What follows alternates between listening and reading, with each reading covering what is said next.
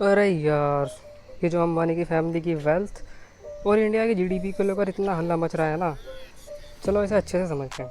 सबसे पहले तो ये बात सुनने में ही चौंकाने वाली लगती है कि अंबानी की फैमिली की नेटवर्थ इंडिया की जीडीपी का 10% है। लेकिन रुक जाओ, दरअसल कुछ रिपोर्ट्स और आर्टिकल्स में ऐसा दावा किया गया है, लेकिन जब इसे ध्यान से देखते हैं तो ये बातें उतनी सही नहीं लगती। अब थोड़ा पीछे चलते हैं। जीडीपी क्या होती है? जीडी का मतलब है कि देश में जितने भी प्रोडक्ट्स और सर्विसेज साल भर में बनाई या बेची जाती हैं, उनकी कुल कीमत। इसे हम दो तरीक़ों से देख सकते हैं। एक है नॉमिनल जीडीपी और दूसरा है PPP, purchasing power parity. Nominal GDP वह है जिसे हम दरअसल कीमतों में नापते हैं, मतलब डॉलर या रुपये में। दूसरी तरफ पीपीपी जीडीपी वह है जिसे हम अलग अलग देशों की मुद्रा की खरीद शक्ति के आधार पर नापते हैं। अब इंडिया की जीडीपी को अगर हम नॉमिनल टर्म्स में देखें तो वो करीब 4 ट्रिलियन यूएस डॉलर के आसपास है, और अगर हम पीपीपी टर्म्स से देखते हो तो करीब 14.5 ट्रिलियन यूएस डॉलर के आसपास है। अब रिपोर्ट्स में ऐसा दावा किया गया है कि अंबानी फैमिली की वेल्थ 10% है इंडिया की जीडीपी का। लेकिन ज़रा रुकिए, 10% किस जीडीपी का? अगर हम नॉमिनल जीडीपी के हिसाब से देखते हैं तो 10% बनता है करीब 40 बिलियन यूएस डॉलर, और अगर पीपीपी के हिसाब से देखें तो यह आंकड़ा 1.4 ट्रिलियन यूएस डॉलर से भी ज़्यादा का होगा। अब असल बात पे आते हैं, क्या अंबानी फैमिली की वेल्थ 400 बिलियन यूएस डॉलर है? नहीं भाई, ऐसा नहीं है। हकीकत में जो रिपोर्ट्स आई है उनमें अंबानी फैमिली की वेल्थ करीब 25 ट्रिलियन इंडियन रुपए के आसपास बताई गई है, जो कि कन्वर्ट करके लगभग 310 बिलियन यूएस डॉलर बैठता है। तो 400 बिलियन यूएस डॉलर से बहुत कम है। अब यहाँ गलती कहाँ हुई? दरअसल जो लोग आंकड़े निकाल रहे हैं, शायद उन्हें पुरानी जीडीपी के आंकड़ों का इस्तेमाल किया गया होगा। हो सकता है जब इंडिया की जीडीपी 3 ट्रिलियन यूएस डॉलर के आसपास थी, तभी का डेटा उठाया गया है और इसलिए ये 10% वाला आंकड़ा आया हो, लेकिन असल में ऐसा कुछ नहीं है। और सबसे बड़ी बात, जीडीपी और किस आदमी की नेटवर्थ को कंपेयर करना सही नहीं है। जीडीपी एक देश की पूरी इकोनॉमी को दर्शाता है, जबकि नेटवर्थ किसी आदमी की व्यक्तिगत संपत्ति को।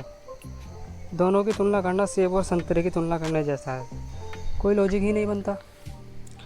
आखिर में हमें समझना चाहिए कि भले ही इंडिया में बहुत सारी वेल्थ है, लेकिन वो कुछ चुनिंदा लोगों के पास ही केंद्रित है, और ये बात हमें सोचने पर मजबूर करती है कि हमें कैसे इस वेल्थ को ज़्यादा समान रूप में बांट सकते हैं।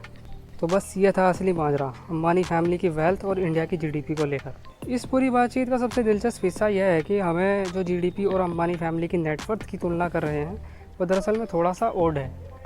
अब देखो, जीडीपी जो भी होती है वो एक साल में देश की सभी प्रोडक्ट्स और सर्विसेज वैल्यू का टोटल है। मतलब देश में जितना भी माल बना, सर्विसेज दी गई, सबकी कीमतें जोड़ ले तो वो जीडीपी होती है। इस साल के लिए इंडिया के नॉमिनल जीडीपी करीब 4 ट्रिलियन यूएस डॉलर है। अब अंबानी फैमिली की वेल्थ की बात करें तो ये पैसे की वैल्यू है जो उन्होंने कई सालों में कमाया है। मतलब ये वो पैसा है जो धीरू भाई अंबानी ने शुरू किया और मुकेश अंबानी और उनके परिवार ने बढ़ाया। इस पैसे को कमाने में कई साल लगे, क्योंकि जीडीपी हर साल डेटा होता है जीडीपी का।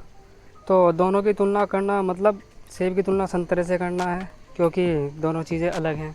अब आओ बात करते हैं वेल्थ इनइक्वालिटी की। ये सच है कि इंडिया में बहुत ज़्यादा वेल्थ कुछ ही फैमिलीज़ के पास है, जैसे कि अंबानी, बजाज, बिरला, जिंदल, नादर, महिंद्रा। ये सब फैमिलीज़ काफ़ी अमीर है। टॉप 1% अमीर लोगों के पास इंडिया की 40% वेल्थ है। ये बताता है कि देश में पैसे का डिस्ट्रीब्यूशन कितना आसान है। अब कई लोग कहते हैं कि हमें इंडस्ट्रीज़ और बड़ी कंपनियों को टैक्स करना चाहिए, लेकिन इससे चीज़ें जटिल हो सकती है, डिफ़िकल्ट हो सकती है। वजह इसके एक और आइडिया है।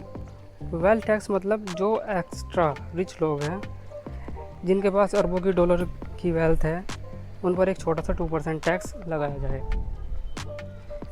अब सोचो, इंडिया में 167 बिलियनर्स हैं। अगर हम उन पर 2% वेल्थ टैक्स लगाते हैं तो सरकार को 55 लाख करोड़ रुपए एक्स्ट्रा मिल सकते हैं। ये करीब हमारी जीडीपी का 0.5% है। अब इन पैसों का इस्तेमाल हम डिफेंस बजट बढ़ाने में, एजुकेशन में या देश के दूसरे ज़रूरी कामों में कर सकते हैं।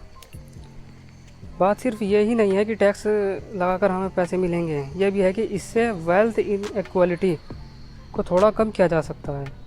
और ऐसा करने का मतलब ये नहीं है कि हम इंडस्ट्रीज़ को ख़त्म कर रहे हैं या बड़ी कंपनियों पर बेवजह बर्डन डाल रहे हैं। अब अगर आप सोच रहे हैं कि टैक्स हम अभी क्यों नहीं लगा सकते, तो दिक्कत ये है कि अगर सिर्फ इंडिया ऐसा करेगा तो हो सकता है कि बहुत सारे बिलियनर्स अपना पैसा लेकर दूसरे कम टैक्स वाले देशों में चले जाएं।